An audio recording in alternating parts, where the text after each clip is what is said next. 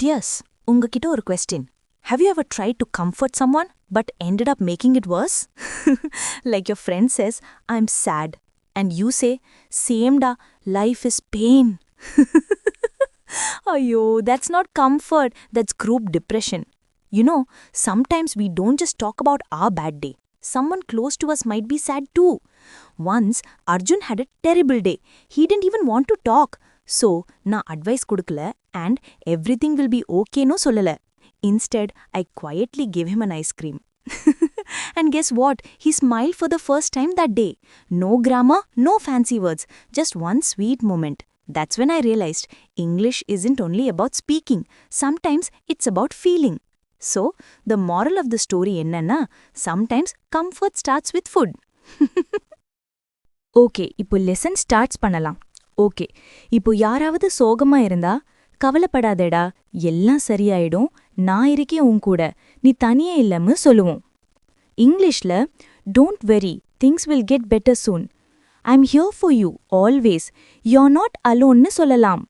Okay, next, when someone fails or feels low, இப்போ உங்களோட ஃப்ரெண்டோ இல்ல சம் ரிலேட்டிவ்ஸோ ஏதாவது தப்பு பண்ணா இல்லனா லாஸ்ட் ஆனா, நீ முயற்சி பண்ண, அதான் முக்கியம், அண்ட் அத கைவிட்றாத, தவறு வரதெல்லாம் இயல்புதான்னு சொல்லுவோம், right?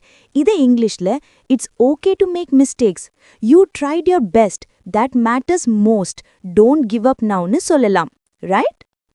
Thirdly, when someone is angry or crying, உங்களுக்கு நெருக்கமானவங்க கோவமா இருந்தாலோ இல்லனா அழுதாலோ என்ன நடந்ததுன்னு என்னட்ட சொல்லு, நான் கேக்குறேன், எல்லாம் சரியாயிடும், என்ன நம்புன்னு சொல்லுவோம்.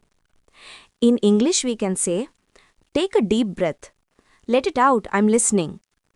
You'll be fine soon, trust me. Right? Okay.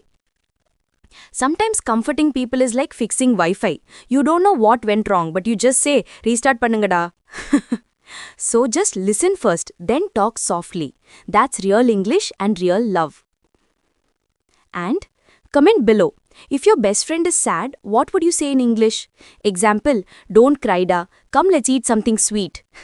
Let's make the comment section a small comfort zone today. My dear singles and mingles, today's English date taught us something sweet. Even small words can heal big moods. Nalika, day 13. We learn how to compliment people in English. Get ready to spread positive vibes and a few blush moments, G.